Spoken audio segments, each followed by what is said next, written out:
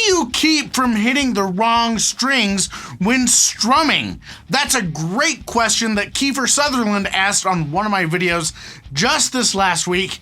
I don't know if it's the real Kiefer Sutherland though, if it's like Jack Bauer. I don't know.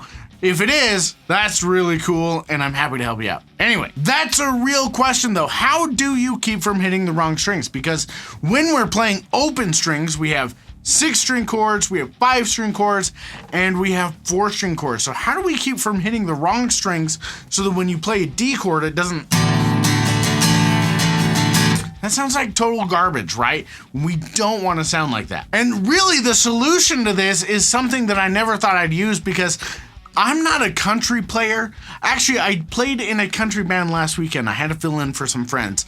But I'm a rock dude, so when this topic came up in books that I was learning from when I taught myself, I totally dismissed it, thought I wouldn't use it, but it turns out it really helped with being able to hit the right strings whenever I'm playing a chord. Now, this technique is called alternating bass, and you can use it with 4-string chords, 5-string chords, or 6-string chords. So let's first look at a G chord and how you would do this. Alternating bass is where you pick the lowest note of a chord and then you strum the rest of that chord. So you would alternate, for example, if I'm playing a G chord like that, I'd pick the 6th string and then I let my pick rest on my 5th string until I strum on the next beat. Then I'm gonna pick the 5th string and let my pick rest on the 4th string and then strum the rest on the next beat.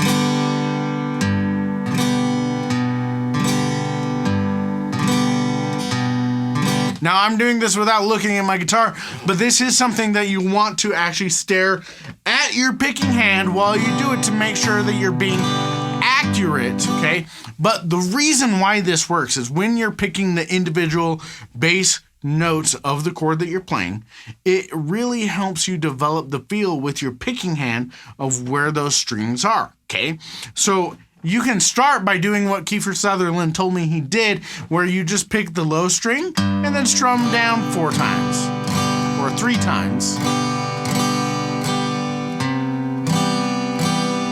Right? That is totally cool too. You can do that. Now the same thing with a 5-string chord. If we take a C chord, just a regular C chord like this, I can do the same thing. I can pick my 5th string and strum down, and I could just do that. But it sounds more interesting if I pick my 5th string and strum, and then my 4th string and strum.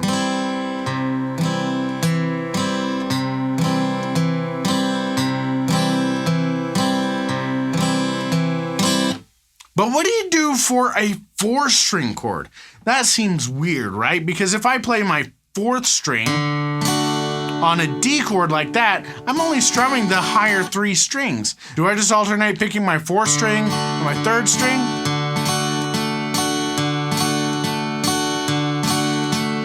You could, but here's the cool thing. With a D chord, you're actually gonna pick your 4th string and then your open 5th string.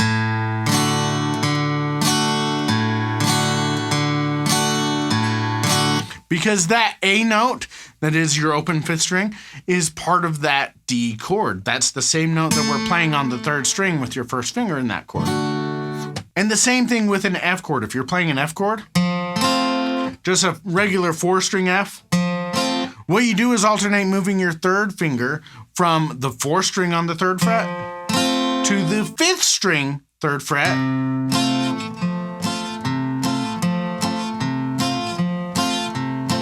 or you can put your 3rd finger on that 5th string and put your pinky on the 4th string, both on the 3rd fret, and then you get this.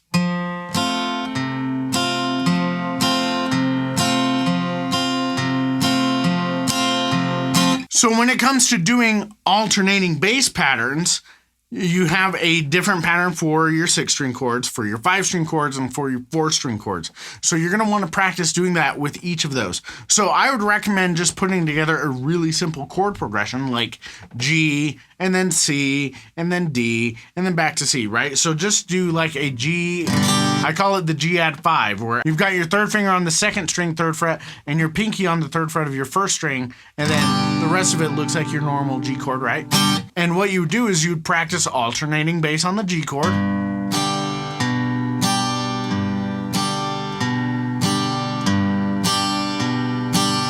And then you change to a C add 9 chord, so I'm just moving my 1st and 2nd finger over.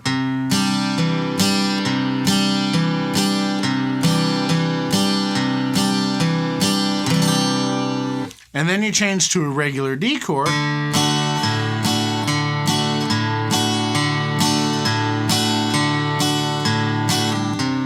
Back to C, and then back to G.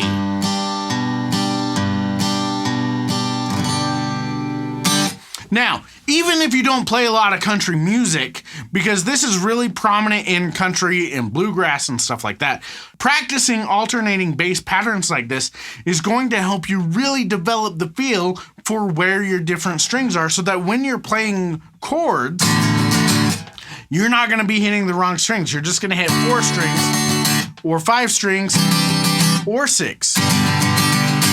So use this with any chord progression that you know. And remember, for your 6-string chords, you can either just keep hitting your lowest note, or alternate with your 6-string, 5th string. And with your 5-string chords, you do your 4-string and your 5th string. Technically, you could do your 6-string too, because I could do the 5th string with a C, for example. I could do this, and then move.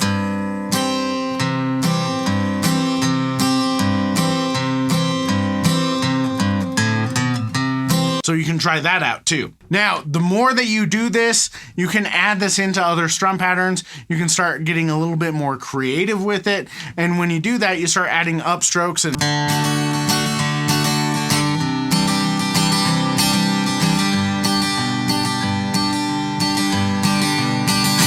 now, mind you, you'll find this in stuff like Creedence Clearwater Revival, stuff like that as well. And so learning alternating bass isn't going to be bad, even if you're a rock dude like me and you just like playing rock and roll. It's also going to mean if you get asked to play country stuff like I was asked last week, it's not going to be out of your realm to be able to play it, because you're used to playing stuff like this that gets used in country music all the time. So go practice this with any chord progression that you know, whether it's songs that you're playing, songs that you're writing, anything like that. Practice this to really develop that feel for your strumming hand, so that you don't hit the wrong strings whenever you're just strumming, and it's going to make your life a whole lot easier. Now, if you found this helpful, I have another gift for you as well. If you go to my website at simpleguitar.com/top10, there you can get a free guide that I put together for you called the Top 10 Things to Learn on Guitar First. It's 17 pages. It's totally free. So go to simpleguitar.com/top10, download that guide for free. Have fun with this alternating bass stuff. I really hope it helps you out, and I will catch you in the next video.